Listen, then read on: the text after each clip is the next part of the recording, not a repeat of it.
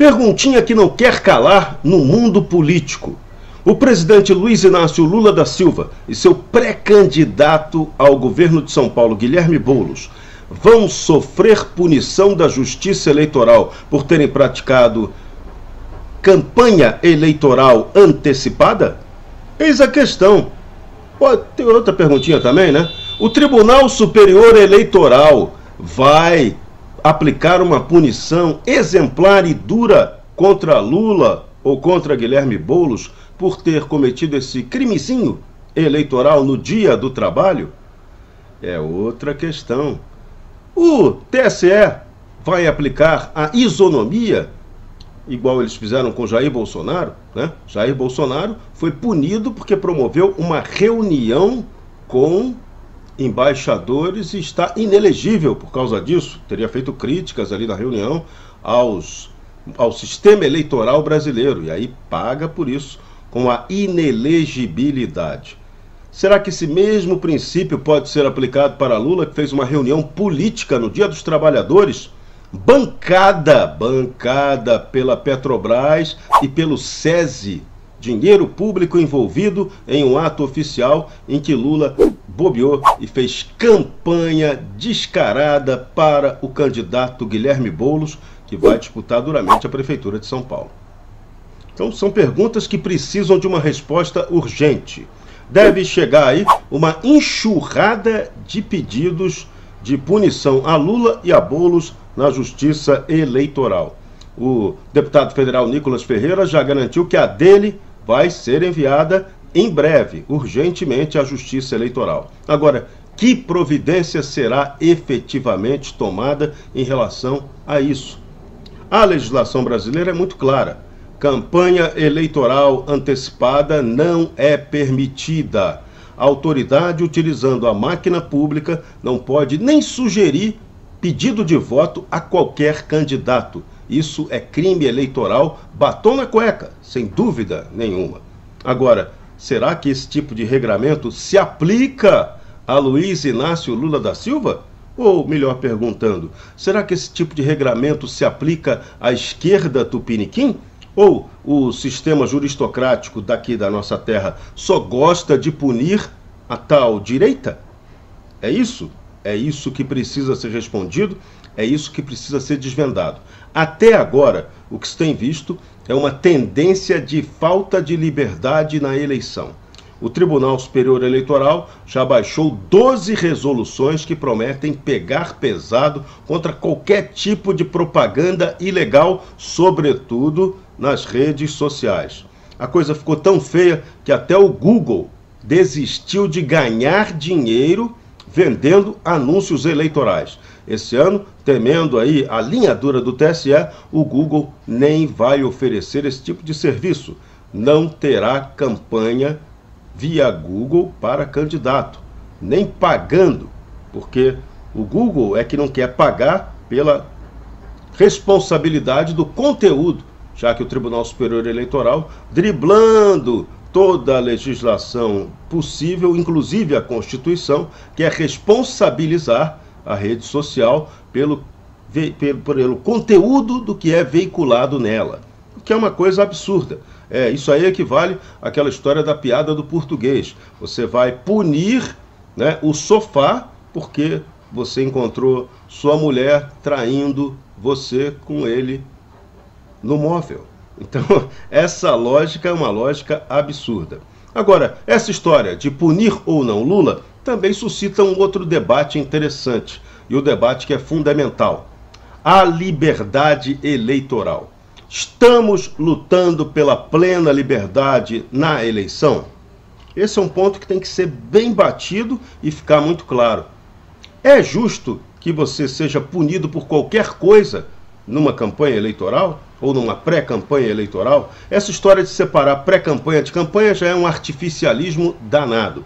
A nossa legislação é muito burra e exagerada com essa história de uso de máquina pública. É praticamente impossível você não ter alguém na máquina pública apoiando algum candidato. Quando isso fica muito descarado, aí você acena com uma punição possível ou não, dependendo de quem está cometendo a infração. Esse é o grande problema do Brasil, o rigor seletivo ou o perdão conveniente.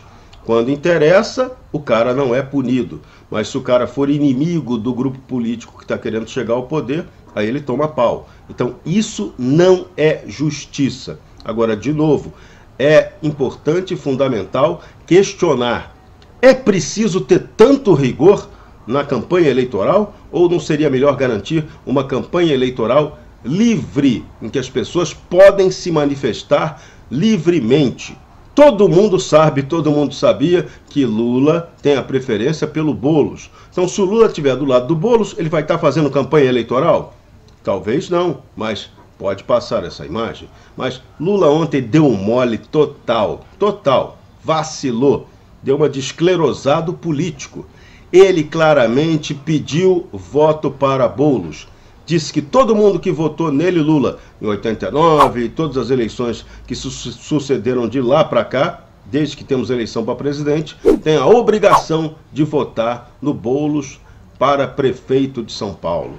Isso porque o Boulos é um candidato que está enfrentando o sistema, está enfrentando o bolsonarismo, está enfrentando o governo do Estado e está enfrentando a máquina municipal de Ricardo Nunes. Então, veja, esse foi o argumento de Lula para justificar que se vote no candidato Guilherme Boulos. Novamente, como fica a liberdade de expressão na eleição? É isso que tem que ser debatido com toda a veemência. Por que o nosso Congresso Nacional não cumpriu a missão de aprovar um código eleitoral para garantir essa liberdade eleitoral? É isso que tem que ser questionado. Até que ponto você tem que ter restrições para fazer campanha?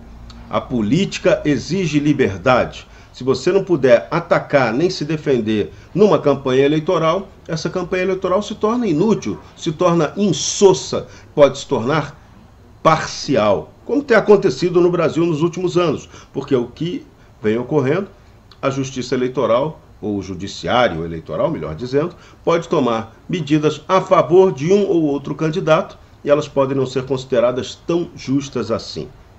Até agora, essa inelegibilidade de Jair Bolsonaro por um crime que efetivamente ele não cometeu, o presidente da República tem a atribuição de se reunir com embaixadores estrangeiros, isso aí é um absurdo total. Quem não tem a atribuição de se reunir com embaixador estrangeiro e se reuniu foi a própria presidência do Tribunal Superior Eleitoral naquela época, ministro Luiz Edson Fachin. Então, o que está valendo? O que vale no Brasil? É o vale tudo? É isso que precisa acabar, é isso que tem que ser discutido amplamente pela sociedade brasileira. Ou temos eleições livres, ou as eleições não vão valer de nada. O que não pode haver é perseguição política. Agora, esse caso Lula vai dar o que falar. Lula claramente cometeu crime eleitoral perante as regras vigentes. De novo, ele vai ser punido ou a impunidade vai falar mais alto? Ou vai ser punido para inglês ver? Vai receber, de repente, uma multinha, o candidato Guilherme Boulos não vai ter prejuízo nenhum e vai ficar ali a punição fake por um crime claramente cometido e que merecia ter uma punição. Como é que fica o uso da máquina pública na eleição desse ano? A promessa, a tendência é que isso aconteça de maneira descarada por parte do governo federal, que não quer perder prefeituras, ainda mais no momento em que o bolsonarismo continua mostrando muita força. Bolsonaro continua rodando o país inteiro e promovendo candidatos que são do seu interesse. Então, eleição 2024 vai ser pega pra capar, infelizmente, com tendência de censura e impedimento à livre liberdade de expressão no nosso país. Para Ouro Verde Brasil, Jorge Serrão. Olá, olá, povo abençoado do Brasil. Eu tô aqui em Boston inaugurando uma nova igreja. Tô aqui com meu filho aí, Silas. Mas eu não vou deixar passar essa. Que fracasso!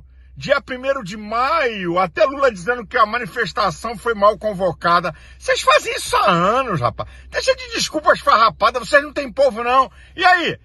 Tá ferrado, hein, Boulos? Esse é teu cabo eleitoral? Alexandre de Moraes! Cometeram um crime eleitoral! Fizeram propaganda, e aí, vai fazer alguma coisa, vai ficar quieto.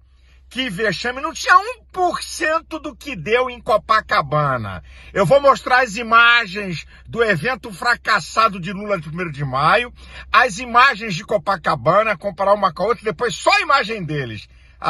Não tinha pão com mortadela, nem 50 prata, nem ônibus. Aí a petezada não vai, só vai pagando, moçada. Vamos lá, olha as imagens aí.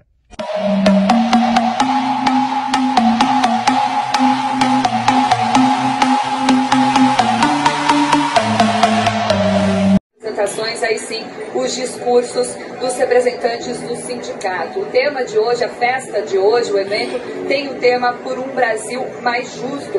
Esse que é o 6º ano consecutivo que as centrais sindicais se reúnem e apresentam de uma maneira unificada tanto as reivindicações quanto a comemoração do 1º de maio. Ao longo do dia de hoje, outros artistas também devem subir ao palco, se apresentar aqui para o público, como por exemplo a cantora Paula Lima, o rapper Dexter, e há ainda a previsão da bateria, da apresentação da...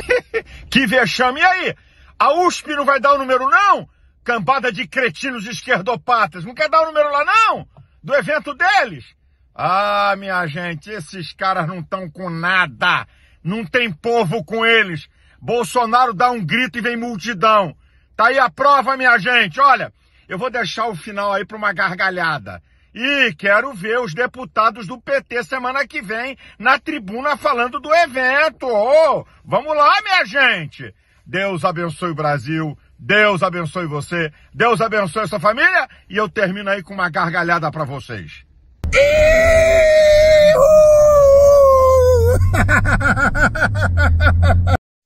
O presidente Lula disse: se for necessário fazer endividamento para este país crescer, qual o problema? O presidente chamou ainda a inflação, a lei de responsabilidade fiscal e o déficit público de pedras no caminho. É análogo ao sujeito que chama de obstáculo a lei da gravidade porque ele pula do prédio e não consegue voar. Olha, não há nenhuma surpresa aqui nessa fala do Lula e no posicionamento do PT em relação ao déficit fiscal, à dívida pública. Esse é um partido que sempre defendeu um governo perdulário, que gastasse como se não houvesse amanhã, que pudesse se endividar mais e mais, e dane-se o rombo fiscal. Isso acaba gerando mais inflação, queda na atividade econômica, desemprego, afetando acima de tudo os mais pobres, os trabalhadores. Mas qual é a novidade? A narrativa de um Lula ou de um Fernando Haddad que seja preocupados com a questão do equilíbrio fiscal é um factoide criado pela velha imprensa.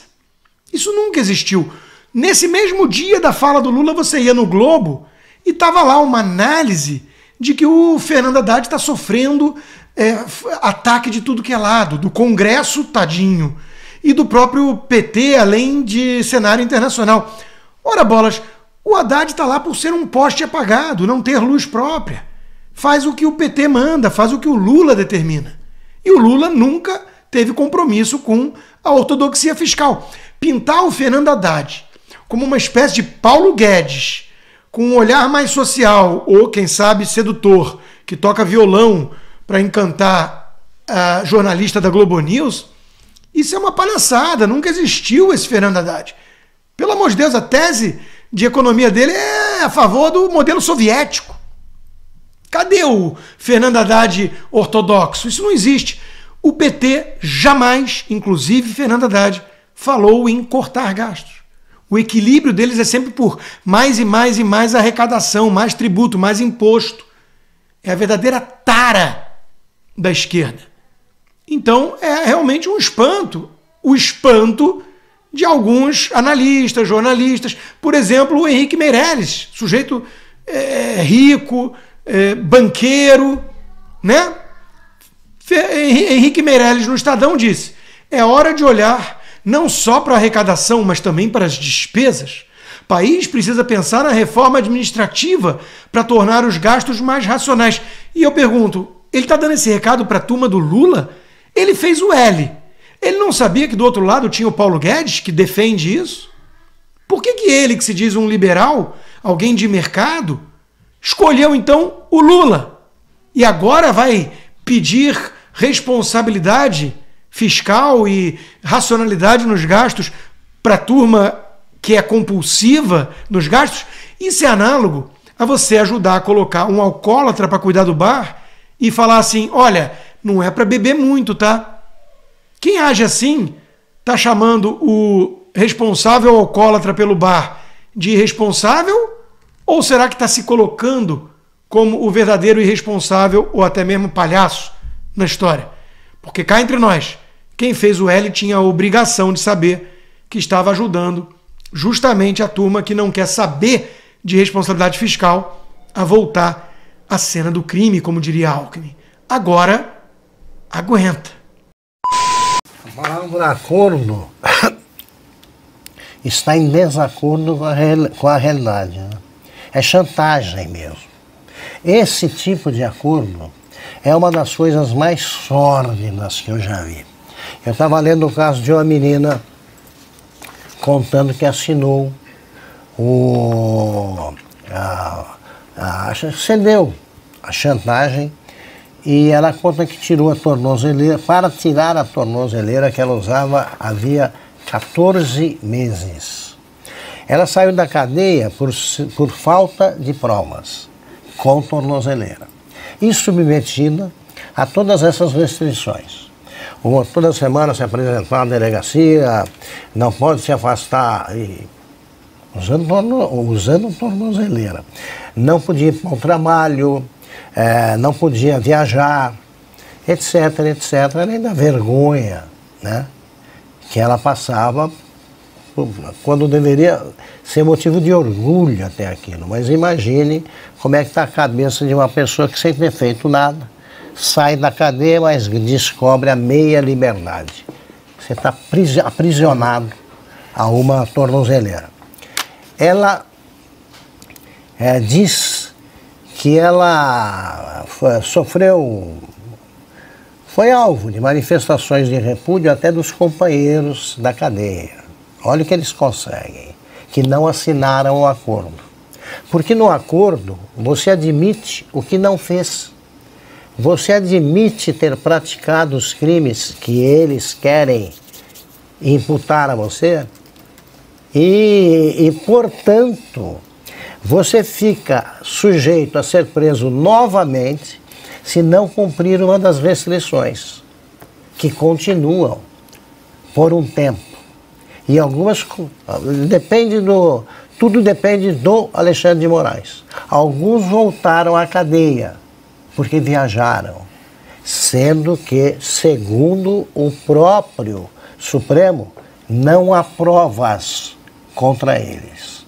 Então são 172 inocentes, sim, comprovados. Agora veja só, como sempre a cabeça de um juiz precisa ser examinada aí pelos brasileiros normais, né? Sempre me intrigou o que funciona, o que se passaria pela cabeça de alguém que toma decisões fundamentais sobre a vida de alguém. Então eu chego e digo, você está condenado a 17 anos de cadeia. Eu falei, naqueles 10 minutos que precedem o sono, o que será que a pessoa pensa? Né? Assim, agi bem, livrei a sociedade de um perigo. Então, o que se passa na cabeça do ministro Alexandre de Moraes? Pois eu creio que nada. Que nada. Pelas demonstrações, pelo que ele faz, ele é perverso. Ele é perverso, ele não tem remorsos. Eu já acho esquisitíssimo a pessoa sem dúvidas. A pessoa sem dúvidas e sem remorso não é exatamente um ser humano, sim, normal. Não é normal. E é esse o Brasil que estamos vivendo, fora o pano de fundo ali já estabelecido, com dezenas, né, de presos, que inclui uma mulher de 72 anos que, se cumprir, a pena vai sair aos 85. Você tem gente doente e você só tem pessoas que não deveriam estar presas, não cometeram crime nenhum, não são golpistas, não são nada do que, não fizeram nada do que lhes é atribuído. E essas pessoas têm pelo horizonte 17 anos de cadeia. É claro que isso não vai acontecer, mas cada minuto de cadeia que é subtraído a essas pessoas, isso aí vai dar consequência.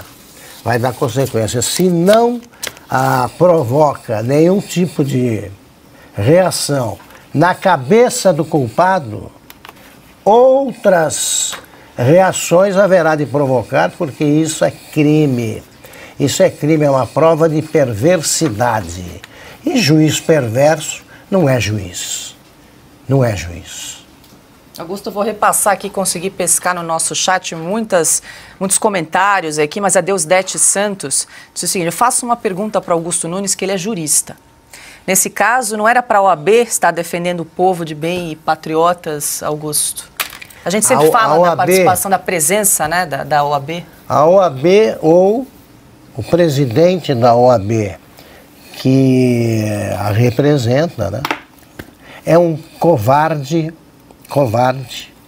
Ele fica de joelhos para o arbítrio que deveria enfrentar e envergonha os advogados que sabem que a luta pela liberdade do seu cliente é o norte que deveria guiá-los. O Sobral Pinto dizia que o primeiro juiz da causa é o advogado. Ele é o juiz dessas causas todas. Ele sabe que são inocentes, mas ele pensa no quê? Numa vaga desse quinto constitucional da vida aí, que pega um advogado e bota num tribunal de justiça, pega um advogado, alguém que trabalha na Justiça do Trabalho e coloca no Supremo. A cúpula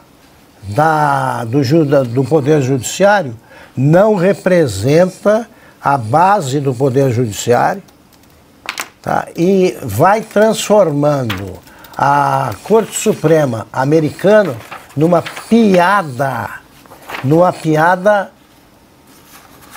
que resulta na prisão de inocentes por 17 anos. Eu quero ver como é que eles vão se explicar no dia em que o Brasil voltar à normalidade. Saiu agora. Lula autoriza a liberação de uma fortuna em emendas para o Congresso. O governo do presidente Lula acelerou a liberação de emendas parlamentares como uma estratégia para contornar a crise na relação com o Congresso Nacional. O Ministério da Saúde, liderado por Nízia Trindade, foi novamente escolhido para promover o envio de recursos aos redutos eleitorais dos congressistas. De acordo com informações do jornal O Globo, 92% dos 8,5 bilhões de reais em emendas individuais empenhadas pelo governo até o início da semana saíram da pasta da saúde. Esse montante, que será utilizado para abastecer o caixa de prefeituras aliadas em ano eleitoral, representa 34% dos 25 bilhões de reais em emendas previstas para 2024. Em 2020, no ano da última disputa municipal, cerca de 7,8 bilhões de reais em emendas foram liberados pelo governo federal até 30 de abril. Esse valor correspondia a 22% do total. Além do Ministério da Saúde, outros ministérios também estão envolvidos na liberação de emendas parlamentares em 2024. O Ministério do Desenvolvimento e Assistência Social é o segundo que mais liberou recursos. Dos 627 milhões de reais reservados, 313 milhões de reais, o equivalente a 47%, já foram empenhados. Na sequência, aparecem os Ministérios do Esporte, da Agricultura e da Justiça, com 68 milhões, sendo 58 milhões e 47 milhões de reais, respectivamente. Curiosamente, a Secretaria de Relações Institucionais, responsável pela articulação política do governo com o Congresso, afirmou que o valor de emendas parlamentares liberado em 2024 foi ainda maior, chegando a 14 bilhões de reais. No entanto, esse número não consta nos sistemas oficiais de controle do orçamento. Segundo a secretaria, os recursos só são empenhados pelos ministérios após a análise técnica do pedido, caso a demanda esteja de acordo. Quanto aos partidos mais contemplados, o PL, apesar de ser oposição, foi o partido com a maior bancada na Câmara dos Deputados e, portanto, o mais beneficiado com emendas parlamentares. Na sequência, aparecem MDB, União Brasil e PT, embora o partido do presidente Lula tenha a segunda maior bancada da casa.